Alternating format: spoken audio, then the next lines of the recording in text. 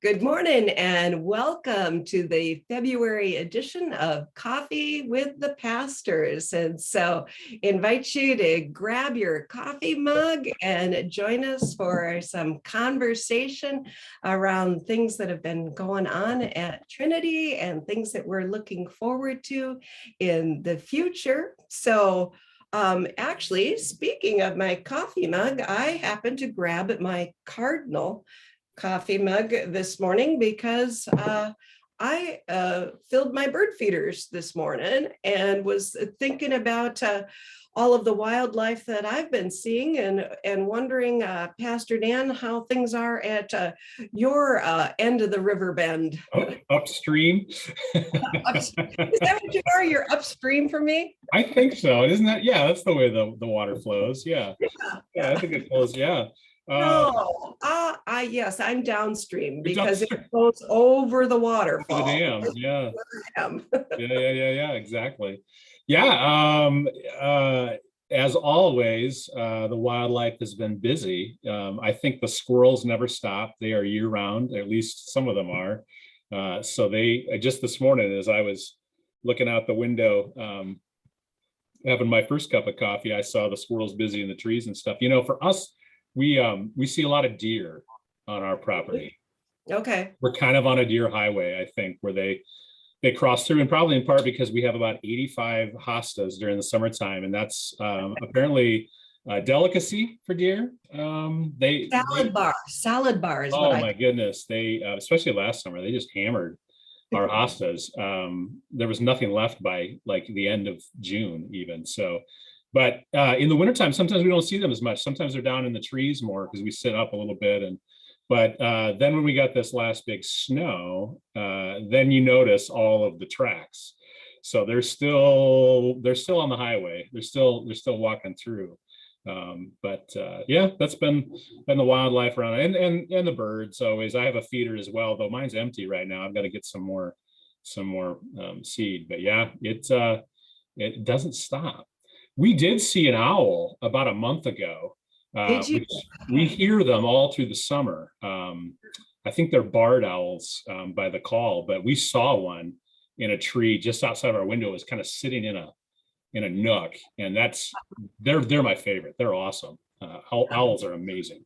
I love the owls too. Yeah, I sometimes have seen them and hear them. So fun. I have a mourning dove that showed up at my house the last couple of weeks, and I'm thinking, oh, it's too cold. Don't do that, But yeah, so it's interesting to see the wildlife and fight the squirrels and Yeah, that the cold doesn't bother them. It doesn't seem like it can be 0 and they're fine. They're good to go. It's kind of amazing. Yeah.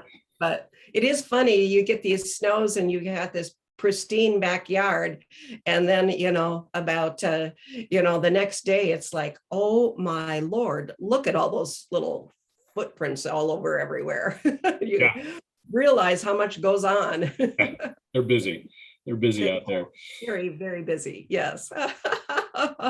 Oh, well, speaking of being busy, you've been busy because I was not with you this last month for Coffee with the Pastors. And thanks for doing such a great job with Christian and Carol. It looked like a great conversation without me. And yeah, you definitely held down the fort and then some there. So thank you for letting me have some time to do continuing education. It was a great experience. I was in Egypt for those people that don't know that. And did some really a deep dive into the Old Testament and the New Testament, and just how much of scripture is influenced as well as takes place in Egypt. And, I don't know.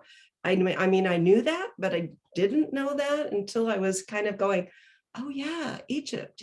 Oh yeah, there. Yeah. So, I mean, it was really good that way. As well as we spent an extra day in Cairo, having an opportunity to see what the ELCA is doing in Cairo, which was fabulous. met one of our ELCA global missionaries, Christie Menisto, I believe is how she pronounces her name, who is there in Cairo serving an English-speaking congregation, but primarily she is the chaplain to this STARS, St. Andrew's Refugee Services, that's going on in Cairo, and that is supported by Lutheran Disaster Relief. And they are caring for refugees that are coming in from various countries into Cairo. So like Lebanon and Sudan, South Sudan, Ethiopia, Somalia. They are just getting this amazing influx of refugees in Cairo that aren't necessarily wanting to stay in Cairo, but can get in and then are desperate for some services and support. So they've got a staff of like 450 people. Wow. Serving folks in a variety of different places around Cairo. And just the stories that she tells about unaccompanied youth and what they're doing for folks. It's just fabulous. So I was just blown away and felt quite honestly so proud to be a Lutheran and to be supporting that kind of ministry in the world. And just excited because we're going to have her come the end of July and share with the congregation July 16th, 17th. I think she's going to preach and tell us a little bit about that work. So anyway, you just never know how you're going to make connections in the world and what you're going to learn about the good things that we are doing as Lutherans around the world. So. It is so true. I think that's one of the great heritages of the Lutheran tradition is this sense of global church has always been really strong, going way back to our predecessor bodies, long before the ELCA. And maybe it's in part because so many of the pieces of the church in America were all immigrant churches to start, but there's always been this sense of a global connection and a deep commitment to serve people, not just in our own backyards, but around the world. So I love that. I love that you made that connect. You've done that on a couple of trips. I mean, when you were in Israel, right? You were at the Palestinian hospital, right? Wasn't it yeah. We were in, yeah, well, it's in Jerusalem, but yeah. So, but then we also spent several days in Bethlehem, just really learning about the fabulous work that's going on there as well by Lutherans caring for particularly the Palestinian population in a variety of ways. So yeah, no, but I mean, that's part of what I find interesting about global travel is you can do this, but to find out what your church, what our dollars, if you will, are supporting and doing in other places in the world is just, really, I think enriching for me to think about increasing generosity in lots of different ways. Yeah. So maybe a future trip to Egypt, maybe. Oh, well, that's of course what goes through my mind is going, oh man, this would be a great trip. Oh man, we learned so much here. Right. Oh, really like it here? Yeah. Take some people. Let's take some people. Let's go check it out. Yeah. Well, I mean, right. as you think about the Egypt trip and all the different places, how does that kind of rank for you? Because you've been some really great places with Trinity people. Yeah. Where does that fall for you? Because I know you were really glowing when you came back about this particular one. Yeah. Oh gosh. I mean, you can't beat the Holy Land. I mean, you can't beat that. So that has got to be number one. I love Turkey. I think Turkey is a fascinating country. The people are so kind and generous, but Turkey is always a little harder for people to travel in. And what it mostly, the Greece-Turkey trip is it's distance. It's the amount of distance between places. So, and Egypt is so compact, and you can get to a lot of different places pretty quickly. And we flew from Cairo to Luxor. So it was, but anyway, that is a lot about, things that are going on and we can be looking forward to. But speaking of things that are going on, I have to say that we had the annual meeting the end January. And normally I just think, okay, elections and budget and all of that. But you really had a wonderful report, Pastor Dan, of kind of, not only reviewing the year behind, but also presenting some things that, quite honestly, I mean, you and Pastor Kevin, before he became Bishop Kevin, had kind of visited about, but now we're kind of moving into this new year thinking, okay, this is maybe the year, and of course the call process. So why don't you just kind of do what we do at Coffee with the Pastors, and let's bring people up to speed with things that are going on in the church. Sure.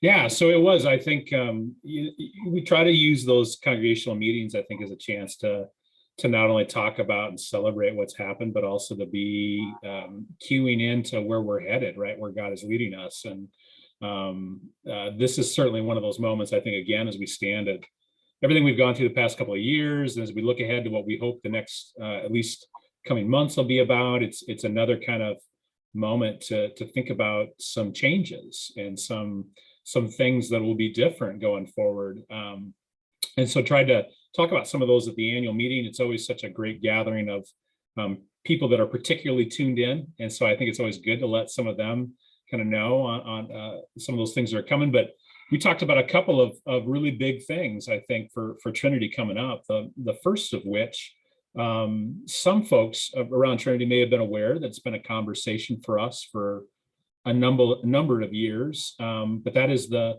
addition of a columbarium at Trinity. Probably, depending on who you talk to, I mean, it's been something that's been discussed in leadership circles for at least a decade, maybe longer. When the courtyard was being remodeled, there was some conversation about it at that point. Certainly when we were preparing to launch the Trinity at 150 renovations a few years ago, it was something that came up again, that we have long had some folks that would really like to see Trinity think about that, consider what it might mean for our ministry. And so we've had some rounds of conversation. The council about 3-4 years ago formed a task force. You were a part of that, of course. Group pulled together a lot of details, dug into some of the nitty-gritty of what that would take from a governance standpoint, some of the legalities and long-term factors, and really provided some great information for the council. But when it came time to launch or to vote to move forward with it, I think the council really felt like it just wasn't the right time. And that's my recollection anyway. There were some folks that were ready. There were some folks that weren't quite sure how it fit into the bigger Trinity 150 piece and all of the newness and change, and frankly, some of the fundraising that went around that. It just seemed like a lot to add on one more piece at that time. And so it wasn't that I think the council didn't say that they didn't want to do it, but it just kind of got tabled for the time.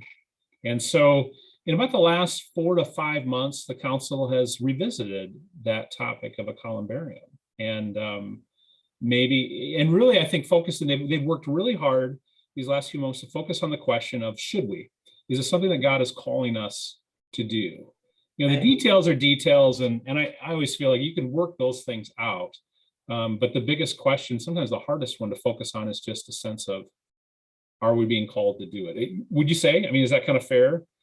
Oh, yeah, I think so. I mean, yeah, it's a little bit like we've done this and it keeps coming up. But on the other hand, we kind of get the cart before the horse, and we start to get consumed by the details before we really say, is this what God wants us to be about at Trinity? And I think the council's done a beautiful job with your leadership to really dig in and discern this sense of calling by God, that is this a part of our mission? Is this fit with our core values? Yeah, exactly. And so in January, at the meeting, the council meeting, after several months of trying to do really some intentional discernment around that question of should we or shouldn't we, without getting too much into those details again, council decided that they want to bring this before the congregation. To move forward with this, which I find really exciting. I think it's I think it's it will be a wonderful addition to our ministry and our life together. You know, some of it for me, as I know for you, I mean, I came from country churches that had cemeteries. In one of my churches, it was almost right outside the door. It was right next to the house that I lived in. And there got to be just a beautiful sense that when you came to church, you were surrounded by the saints that had gone before you. Mhm. And I love too that when we had people that were buried in the cemetery at a funeral, you did the liturgy exactly the way that it's written, you know, where you have the service in the church and then you processed out the door and you did the burial all right there. I didn't even take my alb off, you know. Right.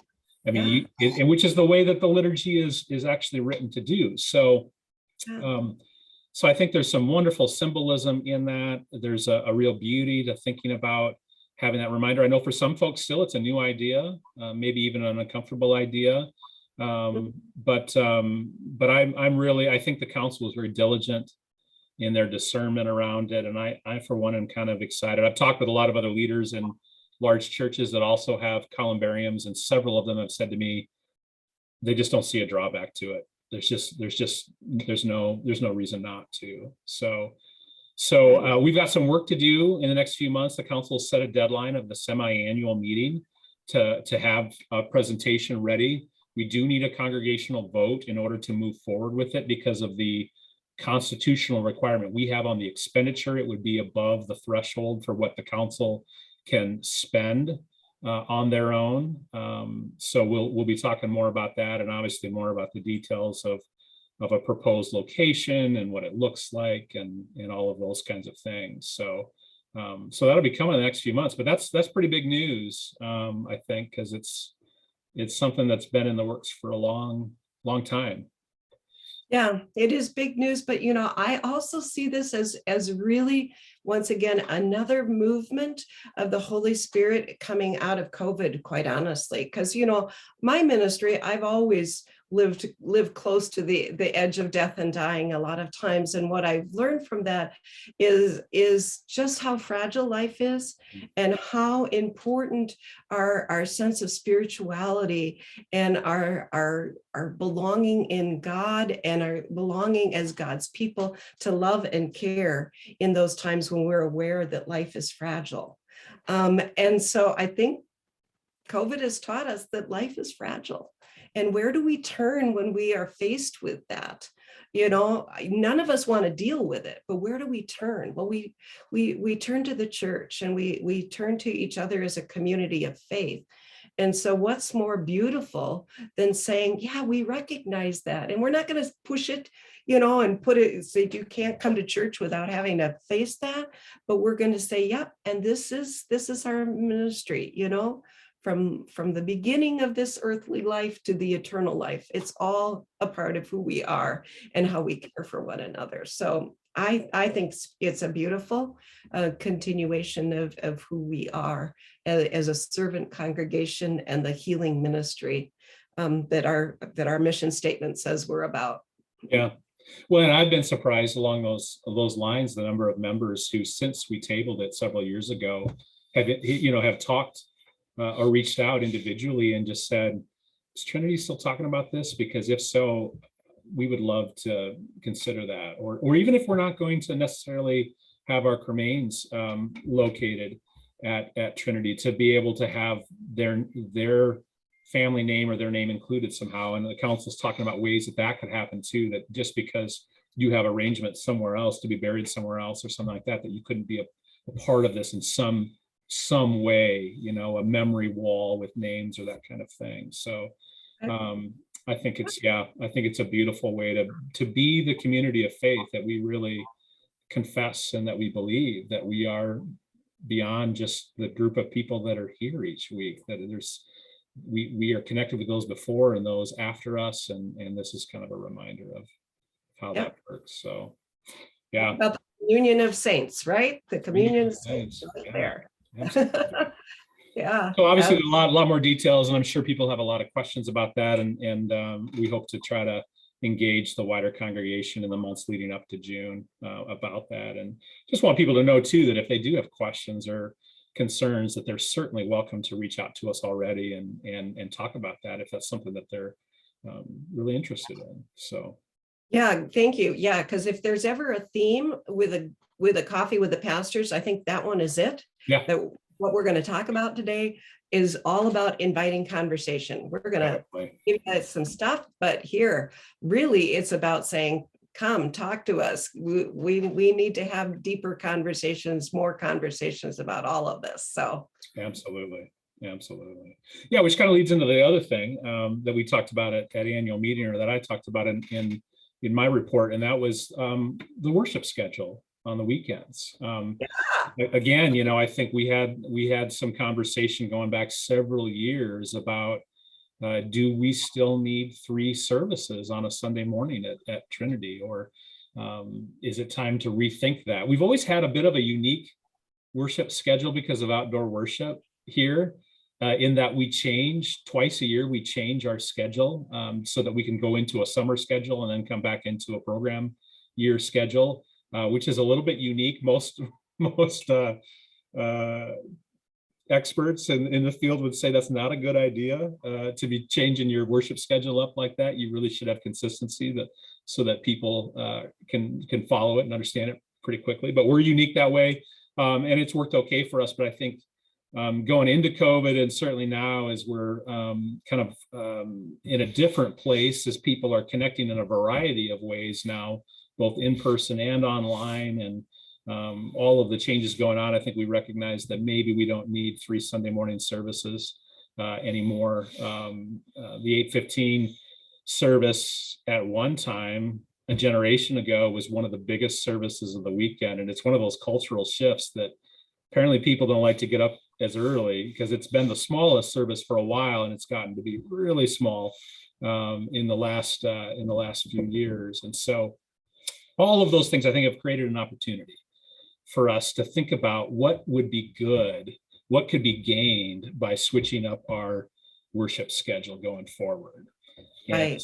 And so one of the things council's talking about, and committees are talking about, and we're really encouraging everybody to talk about, is what might it look like to have a consistent schedule throughout the year.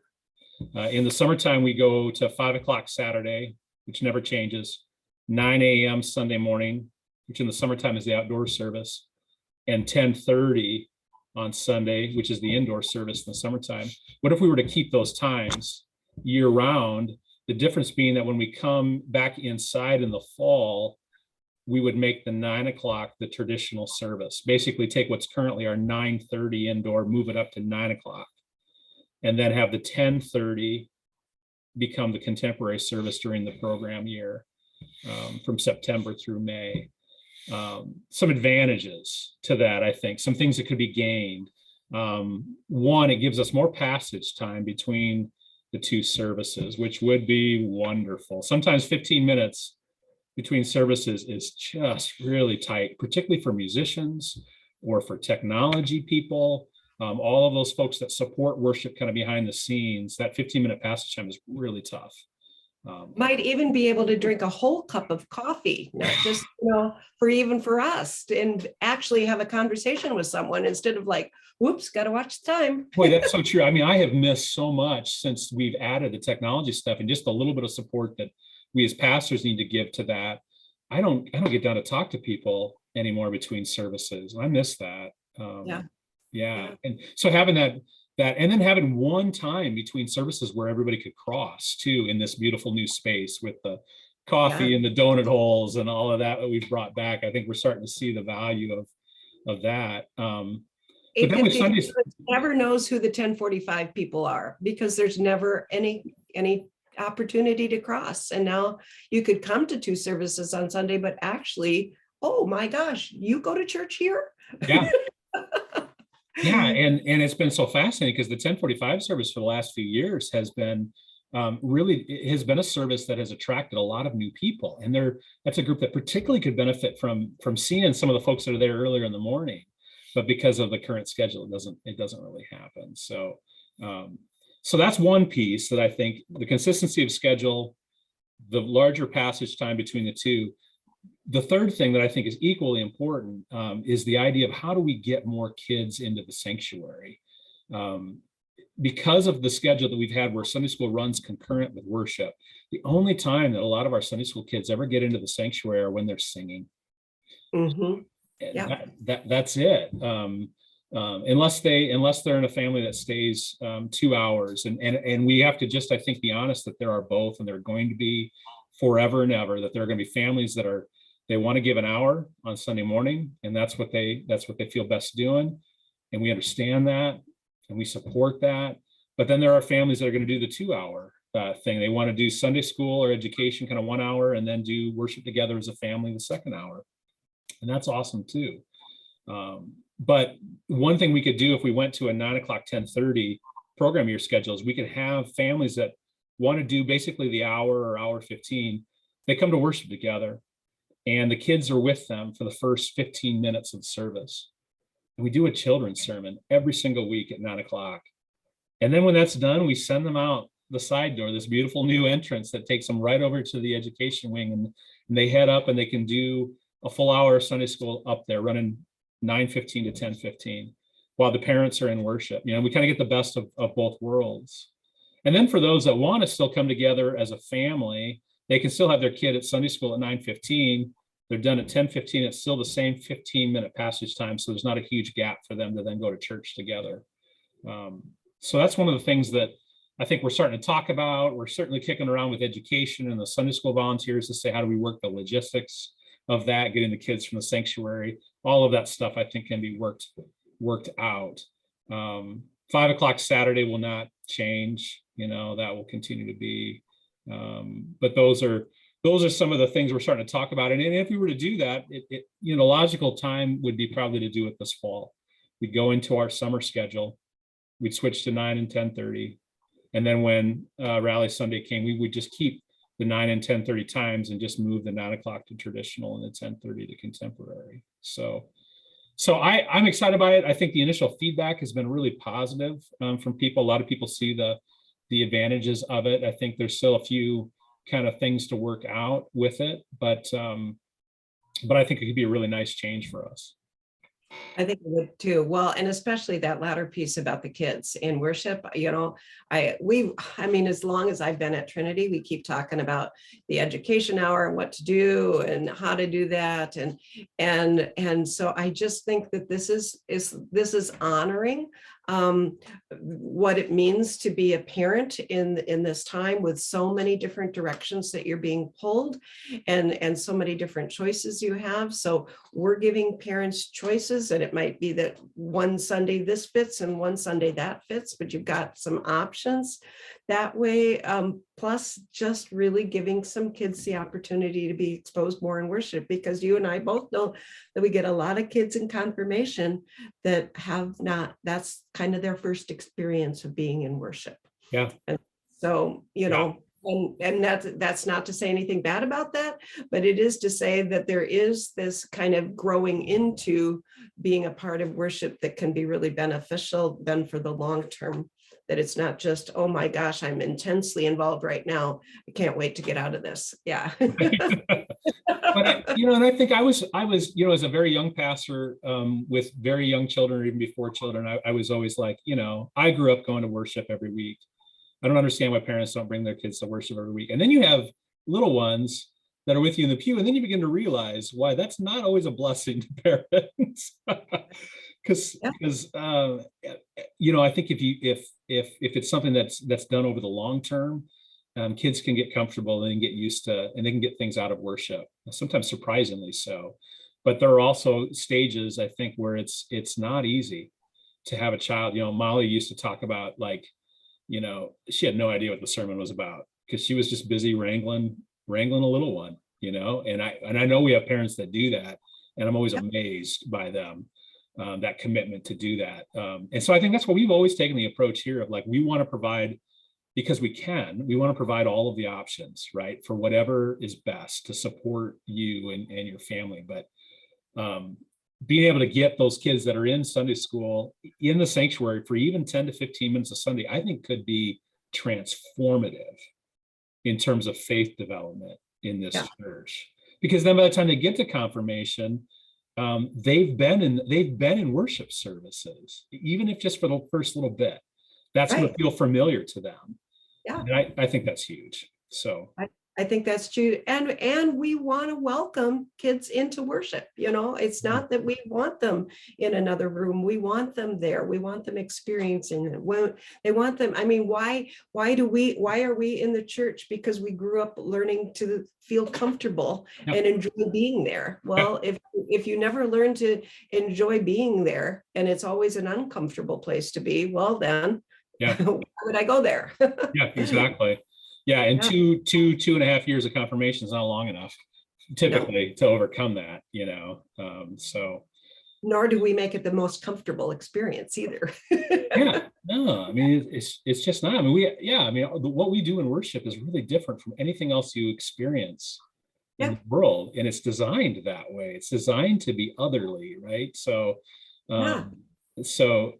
it takes a little bit to get used to what that's all about, because it is weird. Yeah. Yeah. And it can be really cool that it feels different, but you have to kind of get comfortable with, oh, this is different, and this can be beautiful, and this serves a different purpose in my life. And I like Yeah, absolutely. Good. So yeah, those are probably the two big things. And again, just like the columbarium piece, I think we really welcome people's feedback. We welcome their conversation and questions about that. And I think honestly, part of our goal in starting now, talking about it, is hopefully getting to a point where by the time we get to the summer, we're kind of, we're ready to do this, and we're ready to make sure everybody knows and is on the same page, and ready to make that shift come fall. So if there are better ideas out there, we're certainly open to them, but this seems to be the one that is carrying the most momentum right now. So yeah, it's going to be an exciting summer at Trinity, with all of these things kind of on the horizon and conversations around them. Oh yeah, good times. Yeah, it is. And I think a good timing as we enter again a new phase of all of this, hopefully, as the latest COVID surge kind of recedes. We saw a great, kind of uptick in worship this fall, which was super exciting after being pretty limited for the year and a half prior. And I anticipate that we'll continue to see more people coming back because they feel like they can again. A lot of folks have been with us online, continue to be. Our overall engagement is really great, but it's been nice to see also folks returning in person for the first time. Almost every weekend, somebody said, "This is my first one back in however long," and that's pretty cool. So yeah, and don't you think in the summertime we're just kind of start to feel that rhythm come back? I believe we're gonna start to feel a rhythm, and so we've got 9:00, 10:30. We've got a rhythm going, and hopefully people can kind of feel like, okay, yeah, I'm putting these pieces back together, and this is where I belong. This is where I want to be. yeah, absolutely, Yeah. Absolutely. So anything else you want to talk about, like a new person perhaps coming on board? Oh yeah, there is that. Yeah, the call process. Yes. So we weren't able to announce it quite at annual meeting, but we were this past the first weekend here in February. We announced in worship that there has been a date set for a congregational call vote for the new pastor of spiritual growth. And we talked about that a little bit earlier on this, the change in titles of your role and this role. We're now calling your role the pastor of spiritual care, and this role previously held by Bishop Jones, the pastor of spiritual growth. And the call committee has worked the process and presented a candidate to the council. The council voted unanimously to recommend this person for call. And so now the last step is a congregational vote that needs to happen. And that's going to happen on February 27th, the last Sunday this month at noon. And it will be a hybrid meeting again. So we'll be able to have you in person in the fellowship hall, or you can join us on Zoom. So exciting. We'll be presenting information about that candidate at the congregational meeting. We have to wait until then because of confidentiality and making sure that we do the timing right for this person who is serving in another place. So that's why we can't tell you any more about that person right now, but come on the 27th and we'll tell you all kinds of things about this person that will be hopefully joining our staff here very soon. So Yeah, it's exciting. I appreciate you clarifying, because I did have somebody this last week go, so Pastor, spiritual growth, what is this, a new position? What is this? It's Yeah. like, no, this is what we used to call the youth and family, and so clarifying, no, it is that role, just kind of with a new name, but also kind of some new nuances because of some of our other staff folks coming on. And I will say that this whole call process and the congregational meeting is a point of controversy at my house, because we keep saying this person, that person. And my husband goes, well, at least you could tell me if it's a male or a female. I go, come on, something. That's right. All the information comes then. That's right. Probably a pronoun has slipped out at some point, I'm sure, but yes, you are absolutely correct. We want people to come. We're going to tell you as little as we possibly can before then, because again, just the nature of how, it's one of the unique things about pastoral ministry, that you're called to where you're called until you're called somewhere else. And so until the process is totally done, we're very careful not to assume anything. We're very confident the congregation will vote in favor of this person, but it's never done, constitutionally, it's never done until it's done. And you have always that sensitivity. I remember going through that too, when you're serving in another place. Yeah. And you're thinking about, how do I tell these people that I have served and cared for and that I love and they love me? How do I tell them that I've been called somewhere else? It's not easy, even when you're excited to go to a new place. So we have to really think about that person and how they want to do that, and the timeline then for transition, because ministry is relational, right?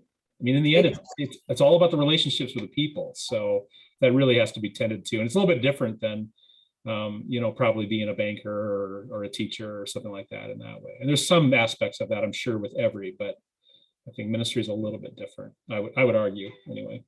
Oh, I would too. I mean, I think we want to call a pastor who is wanting a lot of confidentiality, because that tells us that person really cares for their congregation, and wants to continue doing really good ministry all the way up until they know that God is calling them someplace else, and also trust that discernment continues to happen. The work of the Holy Spirit continues to happen through that whole process. And so just because we're at this point doesn't mean that it is done for anybody.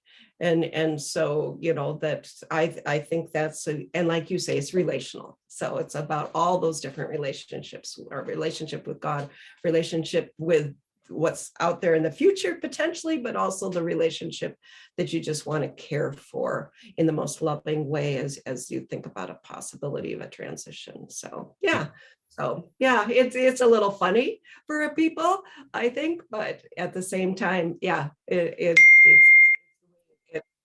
I think it's a wonderful statement about the person that we are calling. How is that? Yeah, I couldn't agree more. Careful there with all my words, Yeah.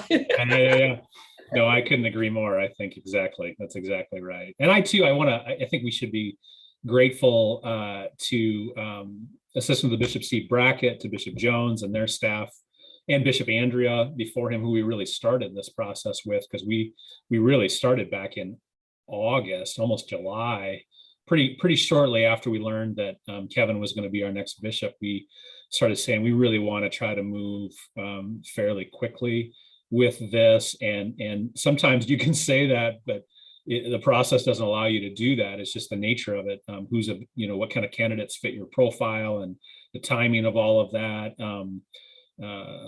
But to be able to go from the first meeting of the call committee to congregational call vote in 6 months that's light speed in my experience in the church. I know it doesn't feel that way probably to a lot of us, but boy, a year to 2 years is not abnormal at all for a call process.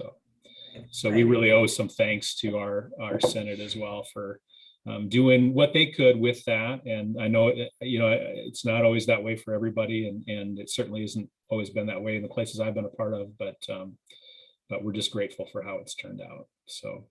Yeah, so grateful for the members of the call committee also. I mean, that we're just willing during the holidays, quite honestly, to just keep meeting, and the support of the synod through it all. So, yeah. Speaking of things that are just keep happening with light speed, Lent. Oh my goodness, Lent snuck up on me this year. So by the time that we meet the next time in March, we'll be already into Lent. So Lent's Ash Wednesday is March 2nd. Yeah. So that's coming right up. We'll be having our 2 Ash Wednesday services and then moving forward into Lent. So we've been talking a little bit about Lent, but yeah, do you want to tell us what you're thinking for this Lent coming up? Yeah, absolutely. I think there's always 2 pieces from a worship standpoint to Lent, right? There's the weekend services, and then there are midweek services on Wednesday nights, and then the special services, Ash Wednesday on that first Wednesday of the season, and then Monday, Thursday, Good Friday. The Saturday evening service is a tradition at Trinity, and Sunday morning Easter of Holy Week. So for the weekends, we're talking about a series that's focusing on reconnecting and reconnecting with an unhurried God, which I think is a really apt subject right now as our lives return to some normal paces, as I think we're all feeling the whiplash of that. And like we've talked about, sometimes series or devotional pieces around that will center on quit being so busy, just stop it, or take more Sabbath. And you and I talked about just how unhelpful I think sometimes those messages are, because we go, I don't want to be busy either, and yet I feel kind of trapped in it, right? I think there's a sense that we're helpless sometimes to it. And so instead of just saying to folks this Lent, stop it, quit being so busy, what if instead we were to focus on the nature of God and who God is with us, whether our lives are busy or not busy? The nature of God, and God in particular, God's nature as an unhurried God. That's a really fascinating thing, and good news, right? That's gospel to say, regardless of what our lives look like, God is this, right? And that's healing, and that's hope for us. So you were actually the one that brought this, and I just loved it from the time that you first said that theme and kind of presented it. So I mean, what do you think of that, or what are your thoughts on that? Well, I think both themes are important. It's about reconnecting. So it's about us, right? And reconnecting with each other, with our community, with God, with that sense of what we perhaps have lost or gained in these last couple of years, but integrating that. And so there's that. I love that word, reconnecting, because it's connections, it's relationships. We keep coming around to those with different words, but then it is exactly as you said. It is the nature of God in the midst of that, with us and for us. That has to be our grounding. I mean, if it's all about this other stuff, but who is God? God is an unhurried God. I remember going back all the way to my travels, being in Masada and in Israel, and just going, oh, God is a slow moving God, Yeah. And I continue to kind of come back to that, because I want sometimes God to be in a hurry, and especially when I'm in a hurry, and to keep coming back to no, we have an unhurried God, and in that unhurried God is a God who's just willing to be there completely in the moment with us. And is that not what we really need right now? Yeah. So I'm looking forward to this series and just kind of where that goes for us. Yeah. So we'll do that on the weekends, right? Throughout Lent, the 6 weeks of Lent. And then for the midweek service, we're actually talking about digging back into one of the scripture accounts of Jesus' last days, or of Jesus' ministry. So using some video resources, I think centered on the Gospel of John, to look at pieces of the story that lead us from Jesus' ministry to the cross and ultimately the empty tomb. So, the midweek services are always great opportunities to kind of pause in the middle of the week. They're shorter. They often are pretty musical, but simple in liturgy, but more on the 30 to 40 minute kind of side. And they often, honestly, I think because of the way that it fits with our confirmation schedule, that they often, the evening services in particular, have a high percentage of younger folks. And so we kind of like that idea of using some video resources for those midweek services to really dig back into the story and maybe experience it anew this Lent. So that's the plan for midweek, I think. Also a nice compliment, don't you think? A theme on the weekend, but also like, this is the story. This is Lent right here. This is why this season is important. This is where we're headed. And just kind of remembering for all of us to dig into God's word and what that means. Yeah, I like that.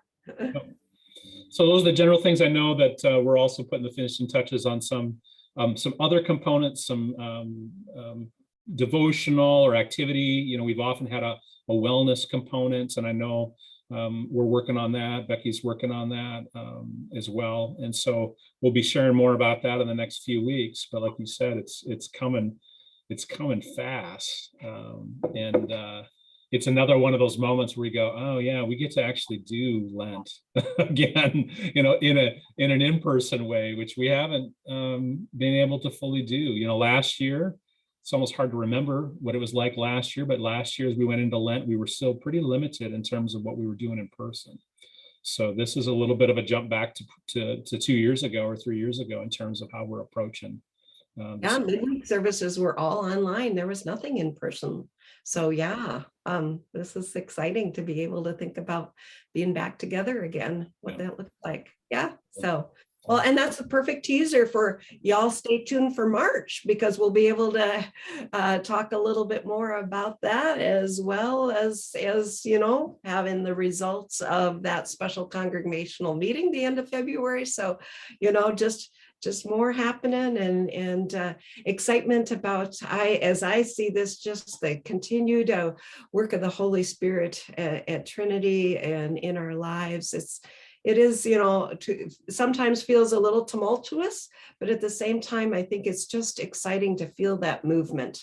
Yep, we've got movement happening. Not exactly sure where the movement is all going, but boy, we've got movement, and trusting that and knowing that God is in the midst of it all and leading and guiding us. So absolutely.